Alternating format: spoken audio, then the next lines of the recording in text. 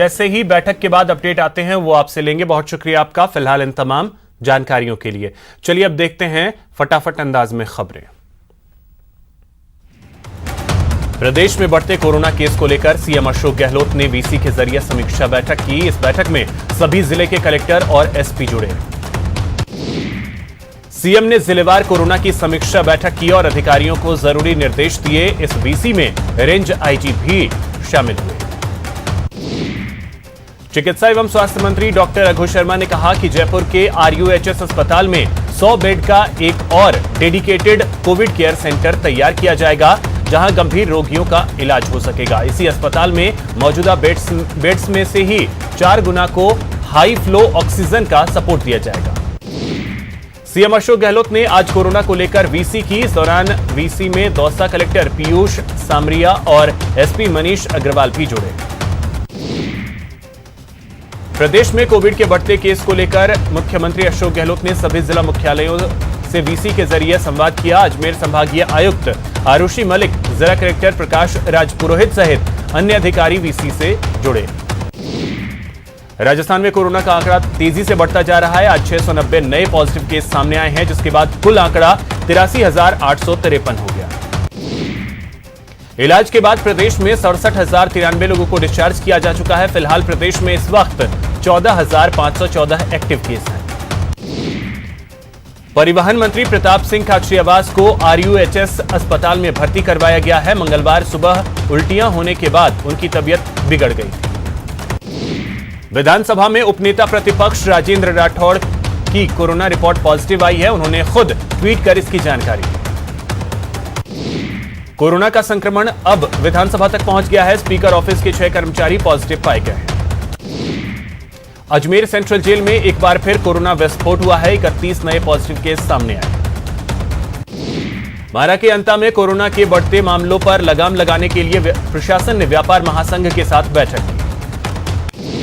उदयपुर में कोरोना का कहर लगातार बढ़ता ही जा रहा है। मंगलवार को कोरोना से उदयपुर में 3 लोगों की मौत हो गई। श्रीगंगानगर में कोरोना के आज 26 नए मामले सामने आए हैं, जिसके बाद कोरोना मरीजों का आंकड़ा 887 हो गया। जोधपुर के बासनी पुलिस थाने के 4 कांस्टेबल कोरोना पॉजिटिव पाए गए हैं। आपको बता दें कि इससे पहले भी 2 कांस्टेबल कोरोना पॉजिटिव हो चुके हैं। कोटा में लॉकडाउन बेअसर सा नजर आ रहा है, क्योंकि बड़ी संख्या में लोग घरों से बाहर निकल रहे हैं। कोटा में मंगलवार को कोरोना के 140 नए मामले सामने आए थे, जिसके बाद जिले में कोरोना मरीजों की संख्या 7,000 के पार पहुंच गई। कोटा के एमबीएस अस्पताल के ब्लड बैंक में 1 दर्जन से अधिक मरीजों के कोरोना पॉजिटिव आने के बाद भी प्लाज्मा डोनर्स का हौसला कमजोर नहीं हुआ है। देर रात 2 डोनर्स ट्विंकल और भूपेंद्र एमबीएस अस्पताल के ब्लड बैंक पहुंचे और प्लाज्मा डोनेट किया। कोटा में लॉकडाउन के उल्लंघन के आरोप में पुलिस ने 600 लोगों के खिलाफ कार्रवाई की है। पुलिस ने बिना मास्क और अनावश्यक रूप से घूमने वाले 95, जबकि सोशल डिस्टेंसिंग का पालन नहीं करने वाले 297 लोगों पर कार्रवाई की। कोटा के एमबीएस अस्पताल में एक साथ 13 कर्मचारियों के पॉजिटिव आने के बाद ब्लड बैंक परिसर में चौकसी बढ़ा दी गई है। एमबीएस अस्पताल कोटा में 12 से ज्यादा लोगों की रिपोर्ट कोरोना पॉजिटिव आने के बाद हड़कंप मच गया। फिलहाल ब्लड बैंक में प्लाज्मा थेरेपी प्रक्रिया को स्थगित कर दिया गया। सवाई माधोपुर के बजरिया में लॉकडाउन के नियमों का पालन नहीं करने पर कार्रवाई की गई। इस दौरान करीब 12 से ज्यादा दुकानों के चालान काटे गए। कोटा जिला प्रशासन ने शहर में लॉकडाउन में ढील देने का ऐलान किया है। दोपहर 12 बजे से शाम 5 बजे तक सभी व्यापारिक प्रतिष्ठानों को खोलने की छूट दी गई। बीकानेर के कलेक्टर नमित मेहता ने पीबीएम कोविड सेंटर का निरीक्षण किया। उन्होंने किसी तरह की मरीजों को परेशानी न हो, इसको लेकर अस्पताल अधीक्षक को निर्देश दिए। कलेक्टर ने रोगियों के घर से भोजन लाने के बारे में भी जानकारी ली और कहा कि निर्धारित समय के बाद भी अगर कोई अपने रोगी के लिए भोजन लेकर पहुंचता है तो भोजन रोगी तक भेजा जाए। कोटा में एक कलयुगी बेटे ने मामूली कहासुनी के बाद अपने पिता की डंडे से पीट कर हत्या कर दी। इस वारदात के बाद इलाके में सनसनी फैल गई। बूंदी में भूमि विवाद को लेकर 2 पक्षों में जमकर विवाद हुआ। इस दौरान एक पक्ष ने दूसरे पक्ष पर फायरिंग कर दी। भीलवाड़ा में पुलिस ने एबीवीपी छात्रों पर लाठीचार्ज कर दिया। बताया जाता है कि छात्र बिजली विभाग के एसई के चैम्बर में घुस गए थे। डूंगरपुर में एक बेकाबू कार पलट गई। कार पलटने से एक मकान की दीवार में यह कार जा घुसी। गनीमत यह रही कि कार घर तोड़कर अंदर नहीं घुसी, वरना बड़ा हादसा हो सकता था। सीकर में सड़क हादसे में श्री माधोपुर पंचायत समिति के पूर्व प्रधान विजय सिंह और एक युवक की मौत हो गई, जबकि एक व्यक्ति घायल हो गया। जयपुर में अजमेर रोड पर सड़क हादसे में कार सवार 2 लोगों की मौके पर ही मौत हो गई। जोधपुर एम्स से हैरान करने वाली घटना सामने आई है, जहां अस्पताल के कोरोना वार्ड में भर्ती महिला के साथ अस्पताल के स्टाफ ने छेड़छाड़ की। अलवर पुलिस ने बापू बाजार में दबिश देकर एक सटोरिये को गिरफ्तार किया है। उदयपुर के जावर माइंस इलाके में पैंथर की दस्तक से दहशत है। बताया जाता है कि पैंथर ने रामनगर कॉलोनी में एक बाड़े में घुसकर गाय का शिकार किया। राजसमंद में प्रेमी युगल के शव संदिग्ध हालात में मिले। घटना देवगढ़ कस्बे के भील बस्ती की है। अलवर जिले के बानसूर में सांप के काटने से एक किसान की मौत हो गई। बताया जाता है कि किसान सुभाष यादव खेत पर काम कर रहा था। उदयपुर जिले की गोगुंदा पुलिस ने बड़ी कार्रवाई करते हुए डंपर चोरी के 2 आरोपियों को गिरफ्तार किया। भीलवाड़ा से 23 अगस्त को गुमशुदा सत्यनारायण की तलाश के लिए परिजनों ने आज आईजी से गुहार लगाई और ज्ञापन सौंपा।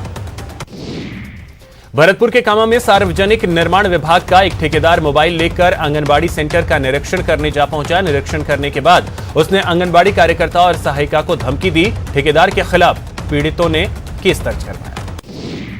अजमेर में छेड़छाड़ और मारपीट के आरोपियों के खिलाफ कार्रवाई नहीं होने के बाद पीड़ित महिला एसपी कार्यालय पहुंची। उसने एसपी से आरोपियों के खिलाफ कार्रवाई करने की मांग की। चूरू के सुजानगढ़ में एक ट्रक ने बाइक को टक्कर मार दी। हादसे में बाइक सवार की मौत हो गई। अलवर के बानसूर में मुखिया गुर्जर के आने से राज्य सरकार के इशारे पर पुलिस अलर्ट हो गई। सीकर जिले के महिला को निर्वस्त्र कर सार्वजनिक रूप से नहलाने के मामले में पुलिस प्रशासन हरकत में आया है। पुलिस ने मामले में आधा दर्जन के करीब लोगों को पूछताछ कर मामला दर्ज किया है। कोटा में कोरोना का कहर इस कदर है कि अन्य बीमारियों के मरीजों को समय पर इलाज नहीं मिल पा रहा है और लगातार लोगों की मौतें हो रही हैं। बीकानेर के खाजूवाला में लड़की की आवाज में मोबाइल पर बात कर ठगी का मामला सामने आया है। परिवादी राजकुमार के मुताबिक फोन पर ऑडियो रिकॉर्ड कर कुछ लोगों ने उसे ब्लैकमेल किया था।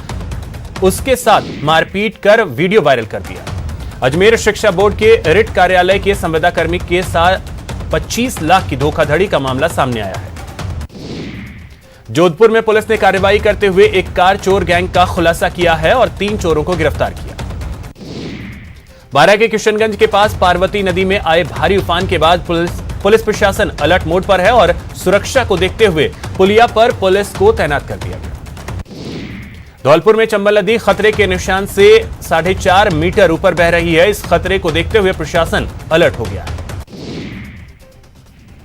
उदयपुर में मानसून के दौर में अरावली की पहाड़ियों पर हरियाली छाई हुई है, जो उदयपुर की सुंदरता में 4 चांद लगा रहा है।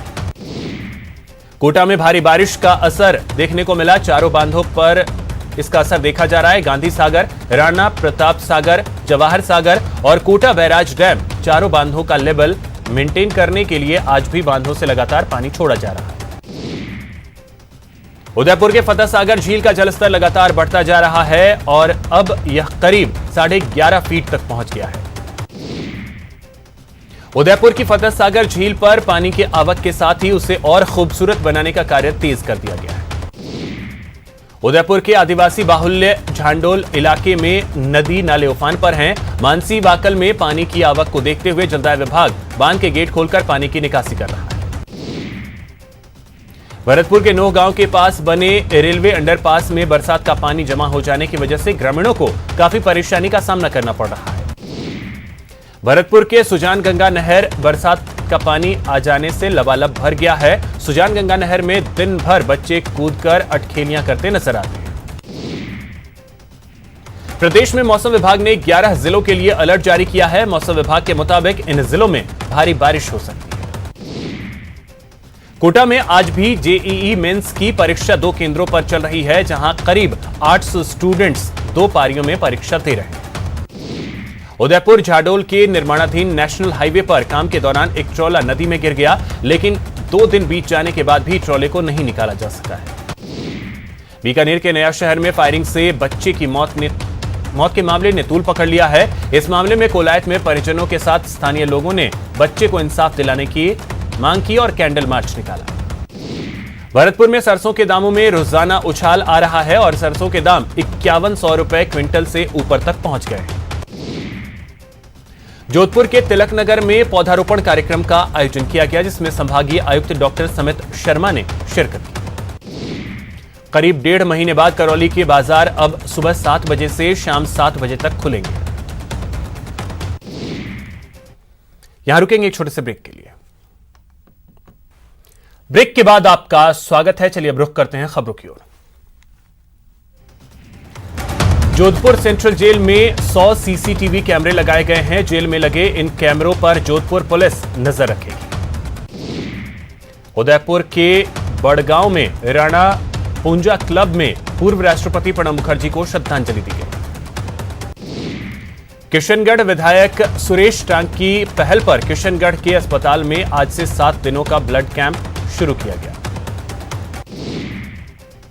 अलवर में पटवारी और ग्राम विकास अधिकारी निलंबित किए जाने के विरोध में कर्मचारियों ने आंदोलन की चेतावनी दी।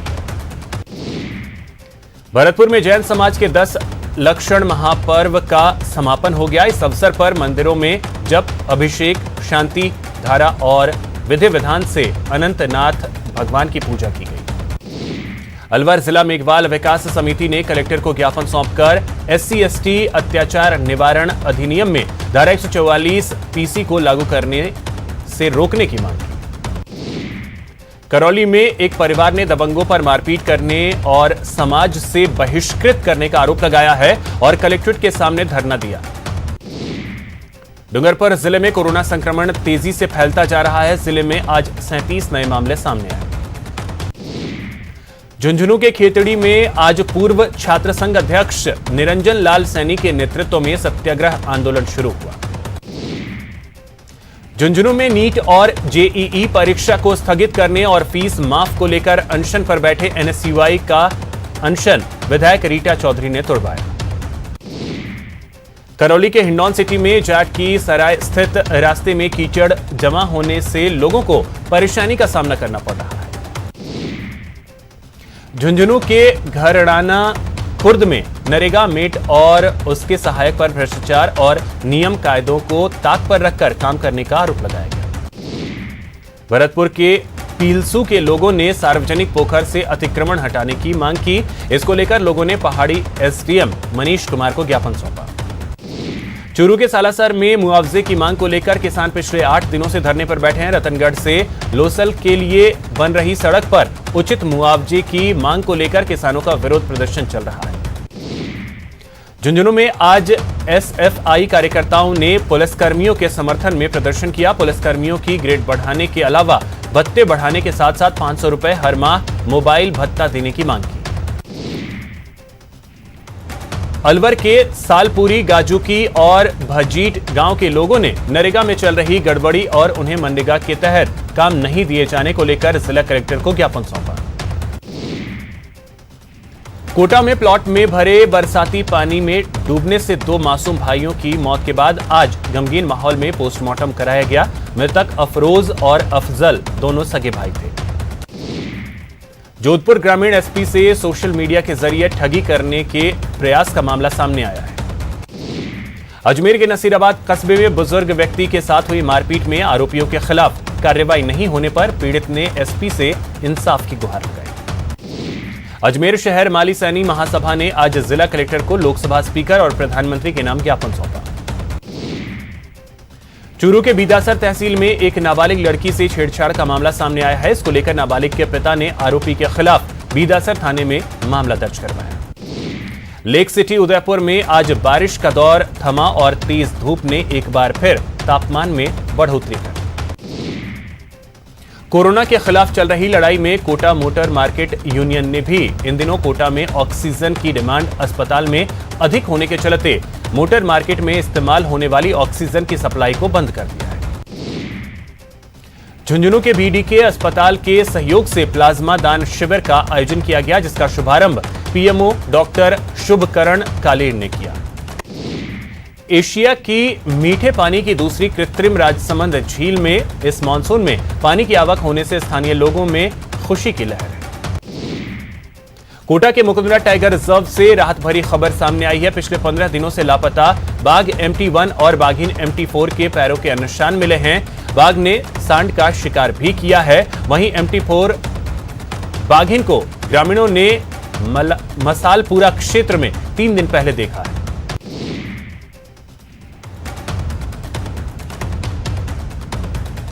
जोधपुर शहर के हेरिटेज घंटाघर इलाके को सुंदर और स्वच्छ बनाए रखने को लेकर राजस्थान हाईकोर्ट ने कई आदेश पारित किए। बिजली विभाग में FRT की नियुक्ति के विरोध में उदयपुर के अंबा माता GSS पर भारतीय मजदूर संघ ने प्रदर्शन किया। जोधपुर नगर निगम ने अतिक्रमण के खिलाफ अभियान चलाया और JDA सर्किल पर कई अवैध निर्माणों को ध्वस्त किया। बीकानेर के डूंगर कॉलेज के नए प्रिंसिपल शिशिर शर्मा ने पदभार ग्रहण कर लिया है। पदभार संभालने से पहले विधिवत पूजन किया गया। बीकानेर में मीडिया के साथ पुलिस की बदसलूकी का मामला तूल पकड़ने लगा है। पुलिस के रवैये के खिलाफ एकजुट पत्रकारों ने सर्किट हाउस में बैठक की और पुलिस प्रेस कॉन्फ्रेंस और सरकारी राजनीतिक प्रेस कॉन्फ्रेंस का बहिष्कार करने का फैसला किया। बीकानेर के सुजान देसर में बीजेपी कार्यकर्ताओं ने सीवरेज का काम रुकवा दिया। पार्षद मुकेश पंवार ने बताया कि सीवरेज के काम में गुणवत्ता का ध्यान नहीं रखा जा रहा। सब इंस्पेक्टर भर्ती परीक्षा 2016 में बीकानेर के नोखा के रामेश्वर विश्नोई ने टॉप किया है। रामेश्वर विश्नोई नोखा के कुदसू गांव के रहने वाले हैं। जनजाति विभाग के ACS राजेश्वर सिंह ने उदयपुर संभाग के अधिकारियों के साथ बैठक की। बीकानेर में राज्य मंत्रालयिक कर्मचारी महासंघ ने अपनी 11 सूत्री मांग को लेकर कलेक्ट्रेट पर प्रदर्शन किया। उदयपुर के खेरोदा थाना के कांस्टेबल बाबूलाल चौधरी ने ASP मुकेश सांकला पर गाली देने का आरोप लगाया। अजमेर के राजीव गांधी कॉलोनी में फैली गंदगी ने लोगों का जीना मुहाल कर दिया है। सिरोही के माउंट आबू में बारिश के दौर के बाद सड़कें बदहाल हो चली हैं। अजमेर विद्युत वितरण निगम श्रमिक संघ के नेतृत्व में डिस्कॉम के कर्मचारियों ने प्रबंध निदेशक को ज्ञापन सौंपा।